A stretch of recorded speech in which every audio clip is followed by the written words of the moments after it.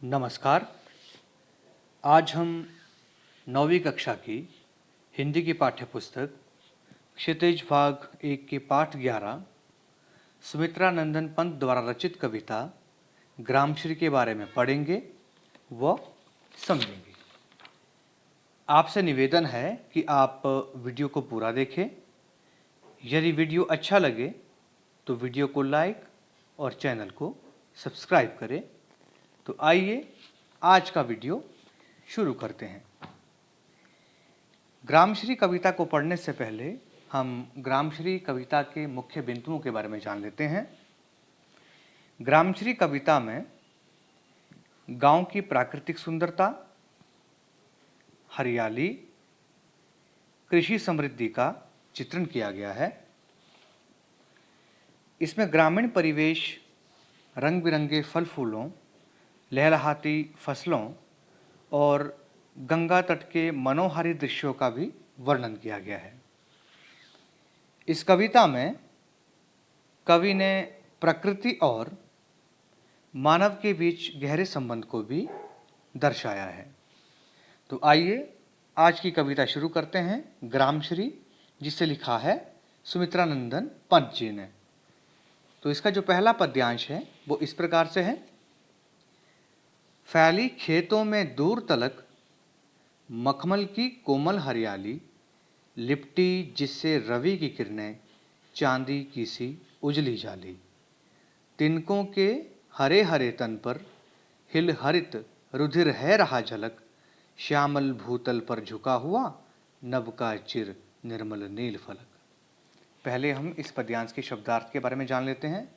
तलक का अर्थ होता है तक, मखमल कोमल, रवि सूर्य, तन शरीर, हरित हरे, रुधिर का अर्थ होता है रक्त या खून, श्यामल का अर्थ है सांवला, और आपका भू का अर्थ है धरती, नभ आकाश, चिर लंबे समय तक, नील फलक नीला आकाश, निर्मल साफ। अब हम इस पद्यांश के अर्थ को समझते हैं। फैली खेतों में दूर तलक मखमल की कोमल हरियाली।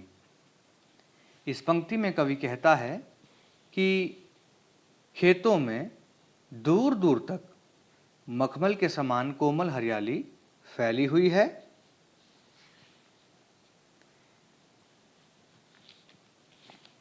लिपटी जिससे रवि की किरणें चांदी की सी उजली जाली। इसमें कवि कह रहा है कि जो हरियाली चारों तरफ फैली हुई है उससे सूरज की जो किरणें हैं वो लिपटी हुई है और ऐसा लगता है कि जैसे उन्होंने चांदी के समान उजली जाली पहन रखी हो। तिनकों के हरे हरे तन पर हिल हरित रुधिर है रहा झलक। इस पंक्ति में कवि कहता है कि फसलों के हरे हरे शरीर पर हरे रंग का जो खून है वो हिलता हुआ झलक रहा है या दिखाई दे रहा है। श्यामल भूतल पर झुका हुआ नभ का चिर निर्मल नील फलक। इस पंक्ति में कवि कहता है कि साफ नीला आकाश लंबे समय से सांवले रंग की धरती के ऊपर झुका हुआ प्रतीत हो रहा है। तो इस पद्यांश में कवि ने हरे भरे खेतों और प्राकृतिक सुंदरता का चित्रण किया है। दूसरा पद्यांश।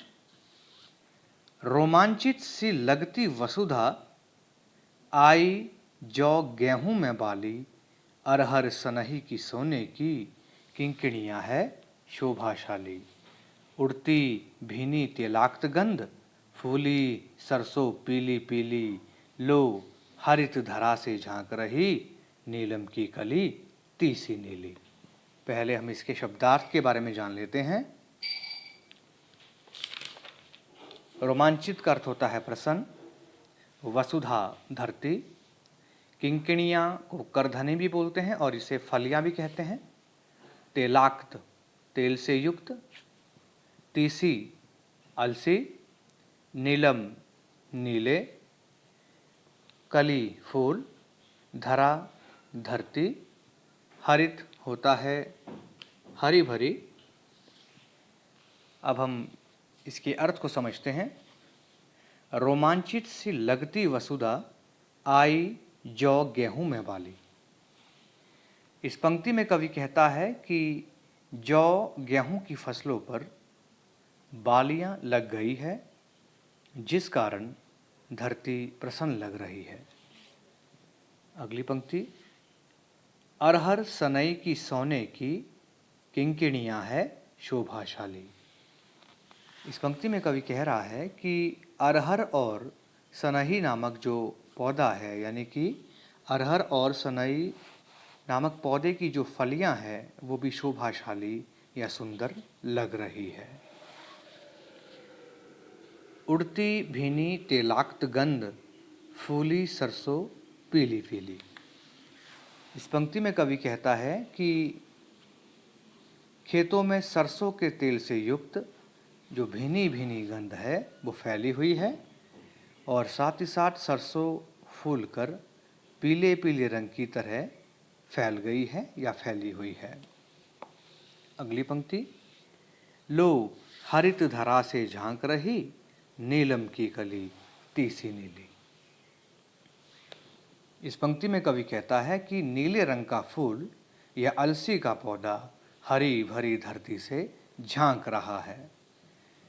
तो इस पद्यांश में भी कवि ने गांव के खेतों में हुए परिवर्तन के बारे में बताया है। अगला पद्यांश इस प्रकार से है। रंग रंग के फूलों में रिलमिल, हंस रही सखियां मटर खड़ी, मखमली पेटियों सी लटकी, छिमियां छिपाए बीज लड़ी, फिरती है रंग रंग की तितली, रंग रंग के फूलों पर सुंदर, फूले गिरते हैं फूल स्वयं, उड़ उड़ वृंतों से वृंतों पर। पहले हम इसके शब्दार्थ देख लेते हैं। रिलमिल का अर्थ होता है मिलजुल कर, रंग रंग के अलग अलग रंगों के, छिमियां फलियां, फूल गिरते खुश रहते, वृंतों से वृंतों पर का अर्थ है एक फूल की डंडी से दूसरे फूल की डंडी पर फूल उगना। तो अब हम इसके अर्थ को समझते हैं। रंग रंग के फूलों में रिलमिल, हंस रही सखियां मटर खड़ी। कवि इस पंक्ति में कहता है कि जो मटर रूपी सखियां खड़ी खड़ी हंस रही है, मटर का जो फूल है वो अलग अलग रंगों के फूलों से मिल गया है या रिलमिल हो गया है। मखमली पेटियों सी लटकी, छिमियां छिपाए बीज लड़ी। इस पंक्ति में कवि कह रहा है कि जो मटर हरी भरी फलियां अपने भीतर बीजों की लड़ियों को छिपाकर मखमल की पेटियों की तरह लटकी हुई है। फिरती है रंग रंग की तितली, रंग रंग के फूलों पर सुंदर। इस पंक्ति में कवि कहता है कि मटर की बेलों पर लगे रंग बिरंगे फूलों पर जो रंग बिरंगी तितलियां हैं वो मंडरा रही है। फूलें गिरते हैं, फूलें फिरते हैं फूल स्वयं, उड़ उड़ वृंतों से वृंतों पर। तो इस पंक्ति में कवि कह रहा है कि फूल खुश है, जो विकसित हो गए हैं, और ऐसा प्रतीत होता है कि फूलों पर फूल ही गिर रहे हैं, अर्थात डंठलों पर जैसे डंठल ही उड़ उड़कर घूम रहे हैं। कवि के कहने का मतलब है कि एक फूल की डंडी से दूसरी डंडी पर फूल उग रहे हैं। तो इस पंक्ति में भी, इस पद्यांश में भी कवि ने बसंत ऋतु के आने के बाद जो गांव के खेतों में परिवर्तन हुआ है उसके बारे में बताया है। अगली पंक्ति, अब रजत स्वर्ण मंजरियों से लद गई आम्र तरु की डाली, झर रहे डाक पीपल के दल, हो उठी कोकिला मतवाली। महके कटहल मुकुलित जामुन, जंगल में झरबेरी झूली, फूले आड़ू नींबू दाड़िम, आलू गोभी बैंगन मूली। पहले हम इसके शब्दार्थ के बारे में जान लेते हैं। रजत का अर्थ होता है चांदी, स्वर्ण सोना, मंजरियां बौर, आम्र का अर्थ होता है आम, तरु पेड़, दल पत्ते, डाली शाखा, कोकिला कोयल, मुकुलित का अर्थ होता है अभिला, दाड़िम का अर्थ होता है अनार। अब हम इसके अर्थ को समझते हैं। अब रजत स्वर्ण मंजरियों से लद गई आम्र तरु की डाली। इस पंक्ति में कवि कहता है कि आम के पेड़ों की जो डालियां हैं या जो शाखाएं हैं वो सोने चांदी के रंगों से युक्त बोर या लता से लद गई है। झर रहे डाक पीपल के दल, हो उठी कोकिला मतवाली। इस पंक्ति में कवि कहता है कि डाक और पीपल के पेड़ के पत्ते झड़ रहे हैं अर्थात गिर रहे हैं। ऐसा दृश्य देखकर जो कोयल है, जो कोकिला है, वो मस्ती से भर उठी है। अगली पंक्ति, महके कटहल मुकुलित जामुन, जंगल में झरबैरी झूली। इसमें कवि कहता है कि जो कटहल है वो महकने लगे हैं और जो जामुन है वो अभी भी अधखिले हैं, अभी पके नहीं हैं। और साथ ही साथ जंगल में बैर की झाड़ी या झरबेरी मस्ती में झूमने लगी है। फूले आड़ू नींबू दाड़िम, आलू गोभी बैंगन मूली। इस पंक्ति में कवि कहता है कि जो आड़ू, नींबू, अनार, आलू, बैंगन और मूली है वो तैयार हो गई है अर्थात वो खिल गए हैं। तो इस पद्यांश में भी कवि ने बसंत ऋतु के आने से प्रकृति में हुए परिवर्तन का सजीव चित्रण किया है।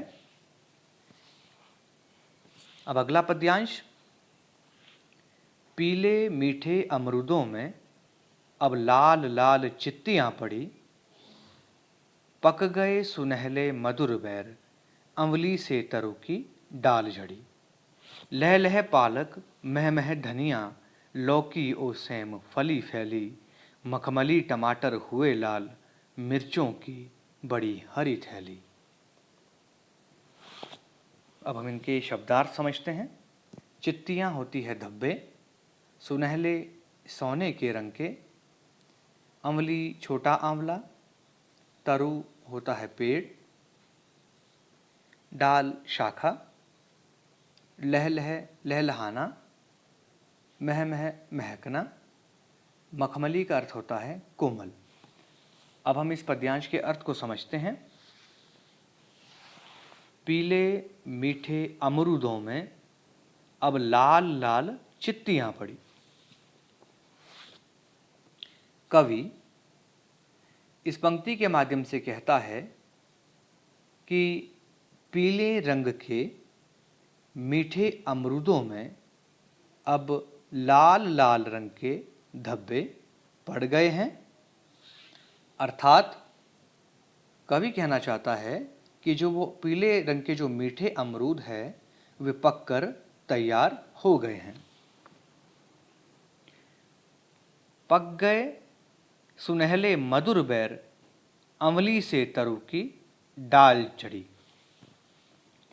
इस पंक्ति में कवि कहता है कि सोने के रंग के जो मीठे बैर है वो भी पककर तैयार हो गए हैं और साथ ही साथ छोटे आंवलों से जो पेड़ की शाखाएं हैं वो जड़ गई है अर्थात भर गई है।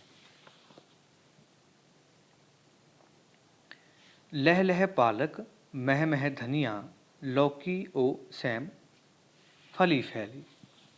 इस पंक्ति में कवि कहता है कि खेतों में पालक लहलहाने लगी है और जो धनिये की सुगंध है वो भी महकने लगी है। साथ ही साथ जो लौकी और सेम की बेलें हैं वो भी दूर तक फैल गई है अर्थात फल गई है। मखमली टमाटर हुए लाल, मिर्चों की बड़ी हरी थैली। तो मखमली टमाटर भी लाल रंग के हो गए हैं और मिर्चें भी बड़ी हरी थैली के समान लग रही है और साथ ही साथ मिर्चों से पौधे भर गए हैं। अब देखिए आप अगला पद्यांश, बालों के सांपों से अंकित गंगा की सतरंगी रेती, सुंदर लगती सरपत छाई, तट पर तरबूजों की खेती। अंगुली की कंगी से बगुले कलगी सवारते हैं कोई, तिरते जल में सुरखाव पुलिन पर मगरोठी रहती सोई। पहले हम इसके शब्दार्थ देख लेते हैं। बालू का अर्थ है रेत, सतरंगी सात रंगों की सरपत, या आप इसको सतरंगी सात रंगों की सरपत होता है घास पात या तिनका। तट किनारा, सुरखाब होता है चक्रवाक पक्षी, पुलिन पुलिया या किनारे पर, मगरौठी का अर्थ होता है छोटी चिड़िया। अब हम इस पद्यांश के अर्थ को समझते हैं। बालू के सांपों से अंकित गंगा की सतरंगी रेती। इस पंक्ति में कवि कहता है कि गंगा के किनारों पर सात रंगों में जगमगाती रेत पर नदी की लहरों के सांपों जैसे निशान बने हुए हैं। सुंदर लगती सरपत छाई, तट पर तरबूजों की खेती। इस पंक्ति में कवि कहता है कि वहाँ फैले घास पात और तिनके अति सुंदर लगते हैं और रेत के किनारे पर तरबूजों की खेती की गई है, अर्थात वे भी सुंदर लग रहे हैं। अंगुली की कंगी से बगुले कलगी सवारते हैं कोई। इस पंक्ति में कवि कहता है कि जो सफ़ेद बगलुओं में से कई अपने अंगुली रूपी कंगी से कलगी सवार रहे हैं। तिरते जल में सुरखाव पुलिन पर मगरोठी रहती सोई। इस पंक्ति में कवि कहता है कि चक्रवाक नामक पक्षी जल में तैर रहा है और साथ ही साथ जो किनारे पर मगरोठी नामक जो छोटी चिड़िया है वो सोई हुई है। तो इस पद्यांश में भी कवि ने गंगा के किनारे की रेत और वहाँ पर पक्षियों की क्रीड़ाओं का सुंदर चित्रण किया है। अगला पद्यांश इस प्रकार से है। हंसमुख हरियाली हिम आतप, सुख से अलसाए से सोए, भीगी अंधियाली में निशिकी, तारक स्वप्नों में से खोए। मरकत डिब्बे सा खुला ग्राम, जिस पर नीलव नव आच्छादन, निरुपम हिमांत में स्निग्ध शांत, निज शोभा से हरता जनमन। पहले हम इस पद्यांश के सब शब्दार्थ देख लेते हैं। हिम आतप का अर्थ होता है सर्दी की धूप, अंधियाली अंधेरे से युक्त, निशी होता है रात, तारक तारे, मरकत हरे रंग का रत्न या बहुमूल्य उसको बोल सकते हैं, नीलव नभ होता है नीला आकाश, आच्छादन होता है ढका हुआ या छाया हुआ, निरुपम अनोखा, स्निग्ध प्रेममय, हिमांत होता है हिम का अंत अर्थात बसंत ऋतु का आना। अब हम इस पद्यांश के अर्थ को समझते हैं। हंसमुख हरियाली हिम आतप, सुख से अलसाए से सोए। कवि इस पंक्ति के माध्यम से कहता है कि सर्दी की धूप से जो हंसमुख हरियाली सुख से अलसाकर सो जाती है, भीगी अंधियाली में निशिकी, तारक स्वप्नों में से खोए। और जो हंसमुख हरियाली भीगी अंधेरे से युक्त रात में तारों के सपनों में खो जाती है, अर्थात वह नज़ारा बहुत सुंदर दिखाई देता है। अगली पंक्ति, मरकत डिब्बे सा खुला ग्राम, जिस पर नीलम नव आच्छाद। इस पंक्ति में कवि कहता है कि खुला गांव जो कि हरे रंग के रत्न के समान है, जिस पर नीला आकाश छाया हुआ है। अगली पंक्ति, निरुपम हिमांत में स्निग्ध शांत, निज शोभा से हरता जनमन। इस पंक्ति में कवि कहता है कि बसंत ऋतु की सुंदरता जो आपके प्रेम से युक्त है, स्निग्ध का अर्थ है प्रेम से युक्त है, शांत है और निरुपम मतलब अनोखा ही अनोखी है, निज शोभा से हरता जनमन अर्थात जिसने लोगों के मन को हर रखा है अर्थात आकर्षित कर रखा है। तो इस पद्यांश में भी कवि ने बसंत के आने पर ग्रामीण अंचल में या ग्रामीण आंचल में बिखरी हुई प्राकृतिक सुंदरता का वर्णन किया है। तो ये थी आपकी कविता ग्रामश्री। तो एक बार हम फिर देख लेते हैं इस ग्रामश्री कविता के मुख्य बिंदुओं के बारे में, इसमें क्या कहा गया है। ग्रामश्री कविता में कवि ने गांव की प्राकृतिक सुंदरता, हरियाली, कृषि की समृद्धि का चित्रण किया है और साथ ही साथ गंगा के तट के मनोहारी दृश्यों का भी इसमें वर्णन दिखता है और प्रकृति और मानव के गहरे संबंध को भी दर्शाया गया है। उम्मीद करूंगा ये वीडियो आपको अच्छा लगेगा। धन्यवाद।